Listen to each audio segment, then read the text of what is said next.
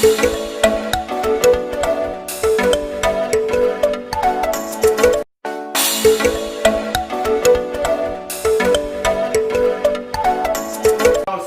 का जो भी विभिन्न प्रकार के प्रॉब्लम्स है वो चले आ रहे हैं। जो अभी वर्तमान में राज्य सरकार है, कई बार जो है उनके द्वारा जो एक कार्रवाई है, उनके जो द्वारा जो प्रशासन है, उस प्रशासन के द्वारा जो कई बार आंगनवाड़ी सेविका सहायिका को मानसिक और शारीरिक रूप से भी प्रताड़ित करने का काम किया है। अब फिर से जो है पिछले 31 अगस्त से आंगनवाड़ी सेविका और सहायिका का अनिश्चित काल के लिए हड़ताल शुरू हो गया है। विधानसभा चुनाव 2020 आने वाले हैं। अब राज्य सरकार के लिए एक बहुत बड़ी एक मानसिक तनाव का विषय हो गया है कि अब आंगनवाड़ी जो सेविका और सहायिका की जो अलग अलग जो समस्याएं हैं वो कैसे दूर करें। हमारे साथ वैशाली की सेविका जो है नीतू जी हैं। नीतू जी, ये बताइए कि क्या मुख्य मांगे क्या है? जी, सबको नमस्ते। हमारी बहनों और हमारी मुख्य मांगे हैं कि जैसे सरकार हम लोग को मानदेय देती है और एक तरफ कहती है जो आप लोग सरकारी कर्मचारी हैं और दूसरा तरफ कहती है जो आप लोग सरकारी कर्मचारी नहीं, तो ये सबसे पहले फैसला सरकार कर देनी चाहिए। जो हम लोग को मानदेय दे रही है, 4 घंटे की ड्यूटी हमसे ले रही है, तो क्या हम लोग 4 घंटे ही ड्यूटी करके रख जाते हैं? 25, 30, 32 हमारे पर रजिस्टर होती है। तो सरकार से हमें ये कहना है जो हमारे मानदेय को हटाते हुए हमें वेतनमान बनाया जाए और 18,000, 25,000 हमारे वेतन को किया जाए और हमारे 4,000 जो लिखित रूप से ड्यूटी ली जाती है और उसको 10 घंटे बढ़ाया जाता है, 12 घंटा किया जाता है, तो उसको भी लिखित रूप से कर दिया जाए। जो हम 8 घंटे एक शिक्षिका के रूप में ड्यूटी करें और हमारी मानदेय को हटा के वेतनमान बनाया जाए। और सरकार से हमें यह गुजारिश है कि सरकार कहते हैं जो आप जब सरकारी कर्मचारी नहीं है तो कोई भी इलेक्शन आती है और इलेक्शन में हम लोग को प्रमोशन अगर होना चाहिए तो सरकार कहते हैं कि नहीं, आप लोग को इस्तीफा देना पड़ेगा नौकरी से और तब आप लोग को यह इलेक्शन ड्यूटी और मतलब प्रमोशन आप लोग को होगा। तो यह हम लोग हमारी बहुत बड़ी विनती है सरकार से कि हमारी मतलब नौकरी को बर्खास्त न किया जाए और हमारी नौकरी रहते हुए हमें इलेक्शन में भाग लेने की मौका सौभाग्य दिया जाए और जीतने के बाद जो सरकार का निर्णय होगा वो हमने स्वीकार करेंगे। एक बात बताइए कि कई बार आपकी समस्याओं को हम लोगों ने मंत्रालय तक भी पहुंचाया, प्रशासन से भी हम लोगों ने बात किया। कई बार ये शिकायतें आती है कि जितनी सारी है मतलब पूरे बिहार में अगर सेविका सहायिका की बात करें तो कुछ तो बिल्कुल काम ही नहीं करती, फिर भी वो जो है जैसे आप काम कर रही है और आप अपने मेहनताना जो आप कह रही है कि सरकार से डिमांड कर रही है, लेकिन जो नहीं कर रही है, जो बिल्कुल घर बैठे जो है वो चाहती है कि सारी सुख सुविधा उनको मिले, तो इस पर क्या? जी, मैं तो यह अपने मुख से कभी नहीं कहूंगी कि हमारी कोई भी सेविका काम नहीं करती, क्योंकि सरकार पहले बहाली करते थे 7-8 पास में। अभी तो मतलब कोई भी सेविका ऐसी नहीं है जो मैट्रिक नहीं की है, इंटर नहीं की है, बीए नहीं की।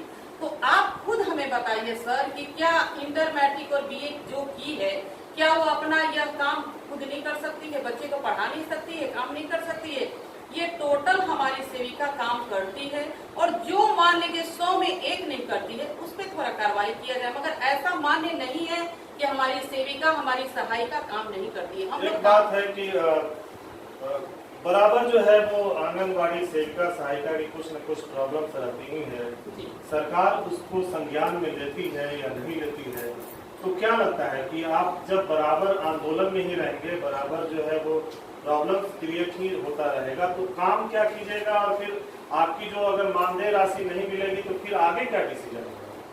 मानदेय राशि बराबर तो आप लोग आंदोलन ही करते रहते हैं। जी, बराबर हम आंदोलन करते हैं, तब तो हमारा 3 से 15 से 3,000 हुआ, 3,000 से 4500 हुआ, 4500 से 5600 हुआ।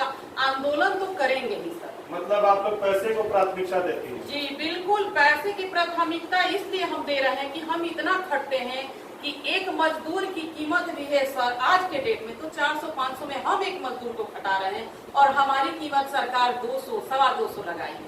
क्या यह उचित है? क्या यह सरकार इस तरह अगर सरकार करेगी तो हम लोग को एक ही निर्णय लेना है, जो सरकार को हटा दिया जाएगा, और नहीं तो बहुत अच्छे से हम लोग सरकार का स्वागत करेंगे हम लोग को अगर रिटायरमेंट किया जा रहा है तो इसके लिए भी सरकार एक उम्र समय सीमा को रखे कि हाँ 80 साल या 65 साल की उम्र में रिटायरमेंट हो और वेतन कम से कम बनाए और रिटायरमेंट के बाद हमारी मतलब पेंशन को भी अपना जो है वो नियमित जो है वो उसको करना, रेगुलर जो है जॉब में के रूप में सरकारी। हम लोग बिहार राज्य से सरकार से यही गुजारिश कर रहे हैं जो हमारे बिहार राज्य सरकारी कर्मचारी हम लोग को घोषणा करे और मौखिक न कह के लेटर को प्राप्त कराए और जो भी हो उचित 18,000 25,000 सेविका को सहायिका को दे ताकि हम लोग अपनी ड्यूटी भी करें और आपका कुर्सी भी हम लोग हमेशा के लिए। अनिश्चित काल की हड़ताल पे आप लोग चली गई हैं, क्या लगता है कि सरकार कितना संज्ञान मिलेगी? बिल्कुल लेगी नहीं तो और कोई उपाय नहीं है क्योंकि अब समय तो सब चला गया। सरकार हम लोग को दुर्नीति जैसे देखे जा रहे थे, हम लोग भी शांति पूर्वक थे कि चलिए आज नहीं कल तो बढ़ोतरी होगी, मगर यह अंतिम निर्णय हम लोग ले चुके हैं। हमारी मांग एकदम बिल्कुल अच्छी है, सुरक्षित है, जारी है और हमारी हड़ताल जब तक रहेगी तब तक सरकार कोई निर्णय न ले। क्या लगता है कि अगर मांगे नहीं मानी जाती है तो क्या निर्णय है, क्या डिसीजन लिया आपने? डिसीजन तो हमारी यही है कि इस सरकार को हटा के फेंक देंगे ताकि सरकार ऐसे है जो हमें अंधेरे से निकाल के ले आते हैं, जो एक सेविका और सहायिका आपको इलेक्शन ड्यूटी करना है, ये ड्यूटी करना है और जब हम अपनी नौकरी और अपने मानदेय को बढ़ोतरी करना चाहते हैं तो जब वो सुनवाई नहीं करेंगे तो हमारी एक ही गुजारिश है जो ऐसे सरकार को हम लोग हटा फेंकेंगे। और जैसा कि हमने देखा कि जो सेविका नीतू जी है वो नीतू सिंह वैशाली से है, उनका सीधा ये कहना है कि एक तो जो अगर मानदेय राशि की बात करें, जो उनके वेतनमान की बात करें तो वो सरकार उस पर जो है वो संज्ञान बिल्कुल भी नहीं लेती है। आज बढ़ते वर्तमान में जो 4500 है, 4500 है, उसके बाद भी जो है आंगनबाड़ी सेविका सहायिका जो अपना योगदान देती है उस योगदान को जो है राज्य सरकार बिल्कुल संज्ञान में नहीं लेती है और यही वजह है कि अपनी अलग अलग मांगों को लेकर ये लोग अनिश्चितकालीन हड़ताल पे चली गई है।